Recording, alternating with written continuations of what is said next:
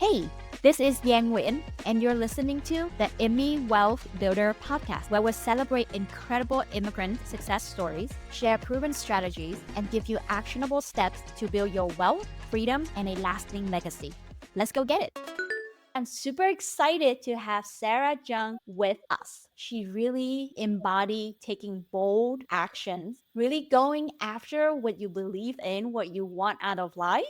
And you will hear throughout the stories how she continues to pivot as things come up, as things change. She's a whole story about resilience, creativity, and just really taking that bold actions. So, Sara, welcome. Thank you so much for being here with us today. Thank I would you. love for you to tell the audience just your story. Give us a little background about you, what you do, and yeah, tell us more. Yeah, thank you, Jan. Thank you so much for having me as a guest. I'm really excited to be here and to be able to share with everybody and hopefully provide some value and some experience. So, just a little bit about me. My name is Sara Jung. I live in Northern California, but I've been here for probably about 20 years now in Northern California, just north of the Sacramento area. Going back a bit, I was actually born in South Korea and I lived there till I was about 4 years old. And due to some circumstances, I was actually adopted to the United States, to the Midwest. There's actually about 250,000 adoptees here in the US. During that time, there was a influx of babies that were adopted to the United States. And so there's a fairly large community. So I was adopted. I grew up in Wisconsin by Caucasian parents. And the interesting story is that I was actually one of the lucky ones later in life that I was actually able to reunite and I found my biological parents and Oh, family wow. in Korea when I became an adult. In the meantime, though, I grew up in the Midwest, Wisconsin. I went to school there. I graduated from the University of Wisconsin-Madison. But I decided after that that I just was not really a fan of the weather and the four seasons in the winter. And I was very motivated to make money. I moved to California, decided one day that that's where I was going to go because I wanted to be in Silicon Valley and the internet boom was happening at that time with the dot-com boom, but then it was also a bust shortly after that. So I moved to Silicon Valley. I started in tech sales, didn't have a job or anything, but I landed here, got a job within a couple weeks in sales. But then quickly after that, I got recruited into the mortgage business because rates were coming down at that time. They were in the sevens at that time and they were coming down into the sixes. So got into mortgage banking and I spent the next 20 plus years in residential lending. I built out a couple different branches. I became the top 1% originator in the country for several years, had teams, did about 100 million a year in volume. And after about 2 decades of that, I got pretty burnt out. And what that inspired me to do was to find another way of creating income for myself and my family where I didn't have to burn the clock 24/7. And that's when I got into real estate investing and being in the mortgage business. I naturally gravitated towards that. So, started buying like rental properties and really understanding how to buy rent investment properties.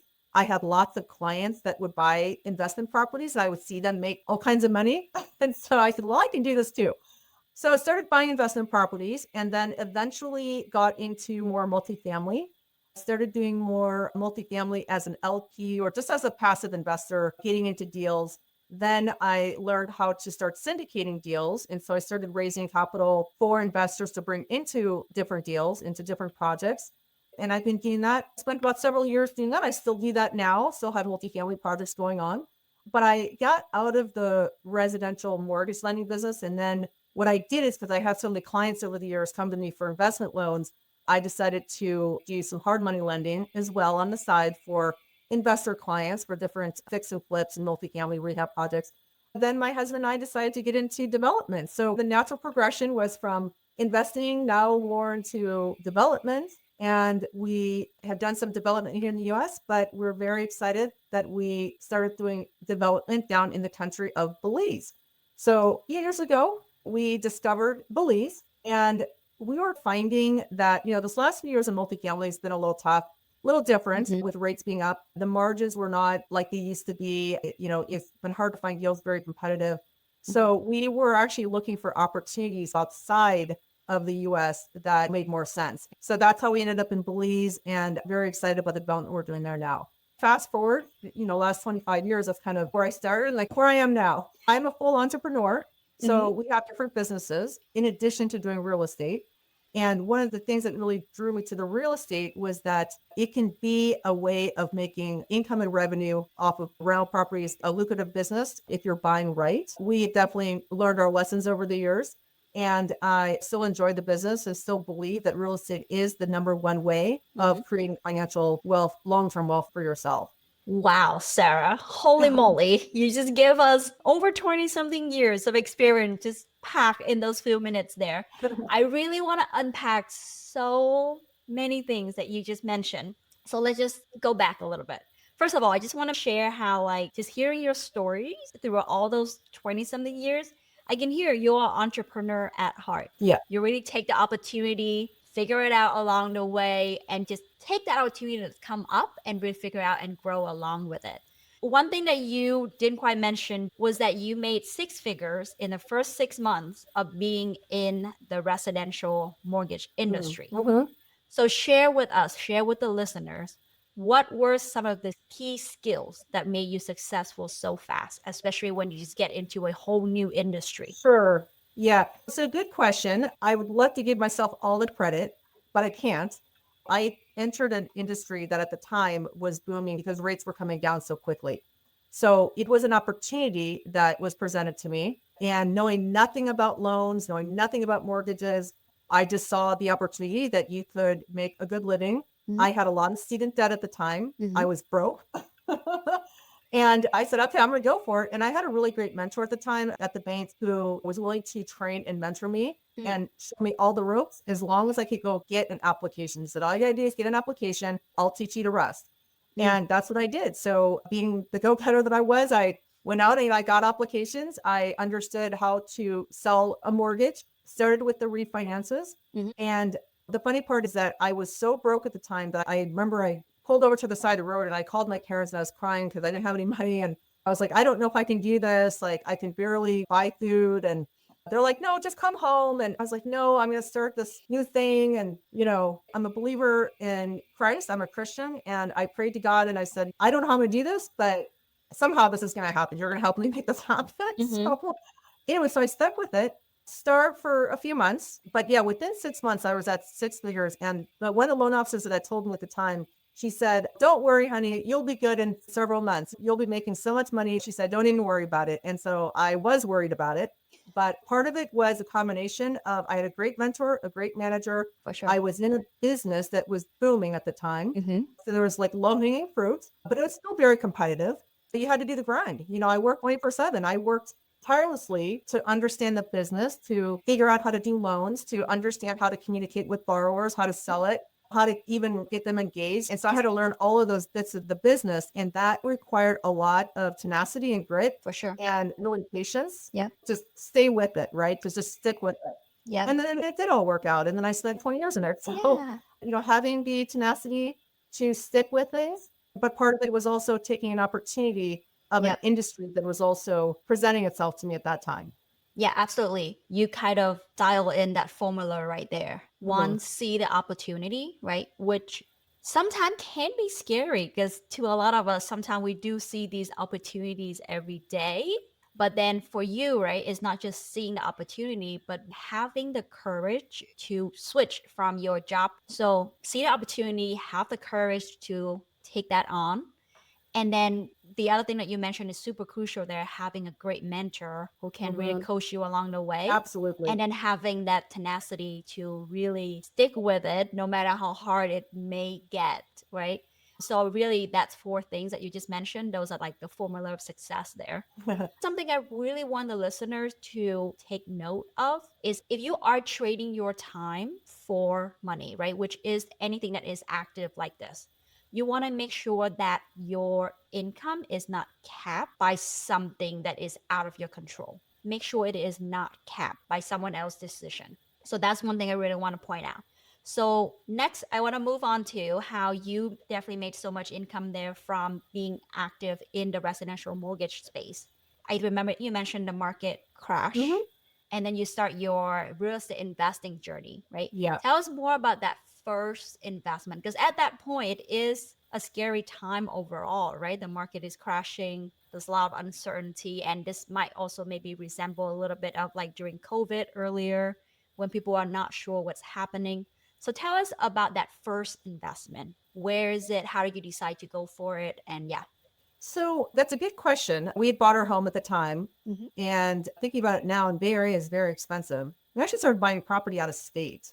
So started buying property. My first property was actually in Georgia. And one of my connections said, hey, there's a house that looks like it's going to foreclosure. It's only $80,000. And I'm like, okay, yeah, we could do that. And to this day, I still have not seen the property. I mean, it's been long gone now. I sold it, but sight unseen, doing due diligence, through a realtor, through video and pictures and things like that. So I was probably a little more bold by not buying in my backyard. But again, California is expensive. So I started in Georgia, then I went to North Carolina. Then I ended up buying property in my home state of Wisconsin. The first one is a little nerve-wracking because, again, in my case, I've never saw the property, but the numbers work great. So if I know the numbers, 9 times out of 10, I know that it's going to work out just fine as long as I'm buying properly up front. Buying at the right price is very critical. For sure. And so it worked out. I did sell it probably about 5 or 6 years later. I sold off actually a few different properties, and the market had appreciated enough. And again, that area is not a super high appreciation area. These are stay a little flat, but I bought some distressed properties, fixed them up, essentially flipped them, right? Yep. And then I kept a few for rentals, and I eventually sold those off too. So I made some good, there was good equity in those over time. Awesome. But yeah, the experience was definitely taking a deep breath and just understanding that, you have to trust the process. Again, I had some people that helped me, like as far as mentorship, and also just because I understood finance. Yep. And the numbers made sense to me.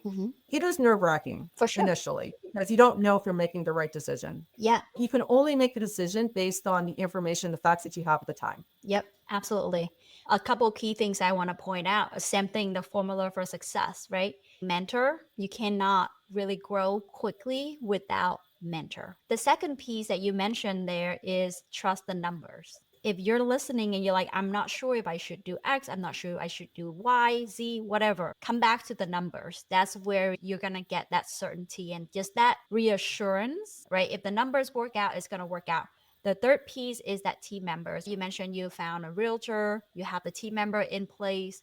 And so if you're listening and you're living in a expensive market like California, like New York, like a lot of these expensive coastal cities, and you can't think of investing in your local market, definitely consider going out of state, right?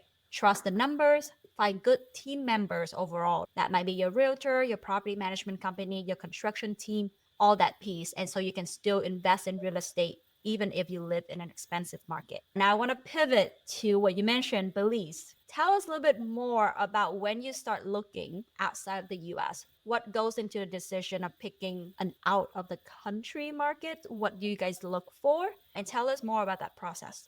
Well, it was a little bit actually unexpected. We're always looking at deals and looking for deals and looking at different projects, and being more in the development space now, we came across Belize by coincidence. One of my investors actually got married there, and so she'd been raving about it for a while. One of our other business partners had also heard about Belize, and so we just decided together, after doing some research, we're like, hey, let's just go down there and just like check it out, because one of his friends was actually going to be down there for a few months, and so he said, yeah, just come on down and check it out, right? We weren't looking necessarily at the time specifically to be out of the country. What we did is we recognized the opportunity when it presented itself. We discovered the country of Belize. English is the official language. It's British common law. So everything is ownership. It's the simple ownership, just like here in the US. The currency is US dollar. It's got a stable government system, financial system. Ownership was simple, which was a huge deal. And the country was just on the upward path of developing, which it's only about a 4-year-old country. We were down there right after COVID, and the island had shut down for a year and a half. So when they did reopen, we could find some pretty stellar deals. And so again, it was just timing, I think, happenstance that we were down there at the right time. This was a few years ago, right after COVID. It's one of the top tourist destinations now in the world, down in the Caribbean. They're calling it like Costa Rica 2.0 now, because Costa Rica, Tulum, and Cancun, they've all been built up and developed, and those markets have essentially plateaued. You can still find deals, but they're not as lucrative as they are in a country that's upcoming like Belize. So we jumped on the opportunity. Again, we recognized it. We recognized path of progress. And as an investor, if you can remember anything as podcast is to remember path of progress, because path of progress is the key, say, essential, crucial thing to look for when you're making an investment, especially whether it's multifamily or wherever it is. Is it going to be, based on the market data, based on the demographics, based on the growth? Is it in the path of progress, right? Are people moving there? Is development happening there? And so it was path of progress everywhere, all day long on this island. It's called Ambergris Key. It's the largest island in the country. So we made some quick decisions, bought up a bunch of land, and now we are developing it. And so the value that we're getting now that we were not able to get here in the US in the same way, we were able to buy land for dirt cheap because we were getting really good deals because sellers were hurting at the time to sell some of these properties off. And we bought our properties off market. As a developer, you know that your value is in the land, and because everything is gravy on top of that, essentially, we developed the land, split everything, did all the entitlement work. We're actually doing seller financing now on our lots. So I think just recognizing the opportunity, running the numbers, it was pretty much a no-brainer for us. To be honest, if it was a place like Mexico or even somewhere that didn't speak English, I probably would not have felt as comfortable with it. But once I understood and learned that it is English speaking and that all of these incentives were in place and that all of these wonderful things about the country that I learned, it was pretty much a no-brainer. Some people, they're like, it's down in the Caribbean. There's concerns about hurricanes and stuff like that. Those are all risk factors that we have to consider. But what we felt was that partners was always moving forward.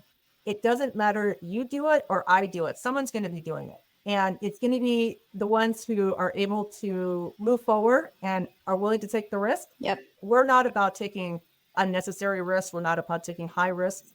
And we are about mitigating our risk, right? So we want to make sure that we're mitigating our risks. But being able to do that and take advantage and recognize the opportunity, I can tell you in situations where I did not take opportunities and I saw everybody else make money on it. And that's okay because there's different deals for different people. So anyway, so that's kind of how we got started down there.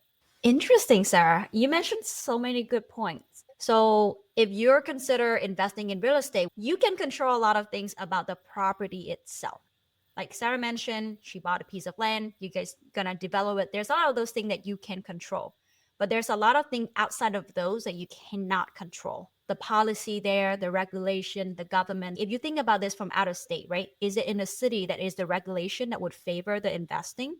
Is it a neighborhood that is actually favorable to investing? Is it low crime? All these things, right? So the location, all of those regulations, a lot of those things that we cannot control is very important before you even consider going into that.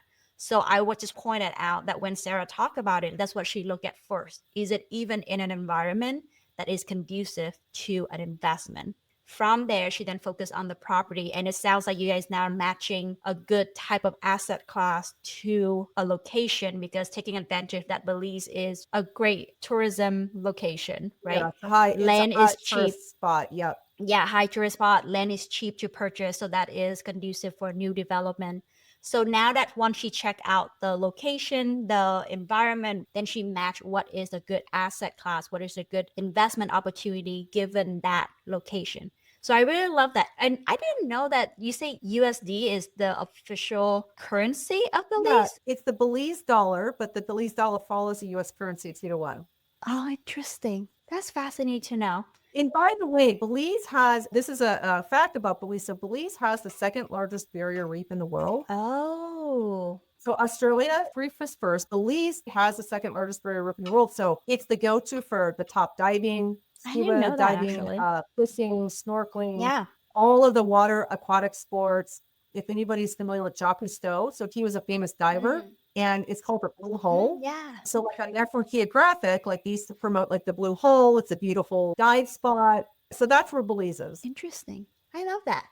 The other point that you brought up that was very interesting is investing will have risks. Whether you invest in the stock market, in multifamily, in a Belize property, all investment carry risks. This is when it's very important to invest with experienced operators who know how to mitigate the risk. So the concept of high risk, high reward is very important. So I really want to point that out, how you guys considering mitigating the risk of investing in a completely different country. I know we are wrapping up our episode, and I just want to give you an opportunity to share about a charity that is close to your heart. For the audience, if you get any value out of this episode, I would love for you to support the charity of the speaker choice. So Sarah, share with us, what is that charity that you would like to support? Sure. I don't know if it's considered a charity, but it's a nonprofit group that's out of nonprofit. Korea. I have a soft spot for people anywhere that's through adoption. Yeah. It doesn't matter where you're from or what country or wherever. But there's an organization in South Korea called GOAL, GOAL. It's for international Korean adoptees. And what they do is they provide support for international adoption from young adoptees to adult adoptees. And they try to help bridge the gap between the country of South Korea to the United States and then vice versa. One thing that I just like to leave with everybody, again, if I could leave anything, Giang brings great points up about, risk mitigation and the operator, and all of those things are super important. Again, when you have an opportunity in front of you, making sure that you have some type of a mentor or support. Giang's actually a great mentor and support, and she has a lot of experience. She's very analytical mind, which is very good. Also, don't allow yourself to get caught up in process analysis or analysis paralysis, or however you call it. Do your due diligence, but then take action. Because what happens is that over time, you're going to realize time passes by faster and faster. And then before you know it, you have a few years that have gone by. And so when opportunities arise, I always say, look at them, take them seriously, and then yay or nay and pass. And if it's not, to your tolerance level, again, every deal has to jive with you and your goals. But take action, because over time, those investments and those projects will come to fruition. Love that. And then, of course, your due diligence, make sure you have a good operator, all the things that Giang mentioned, absolutely critical points. So thank you, Giang.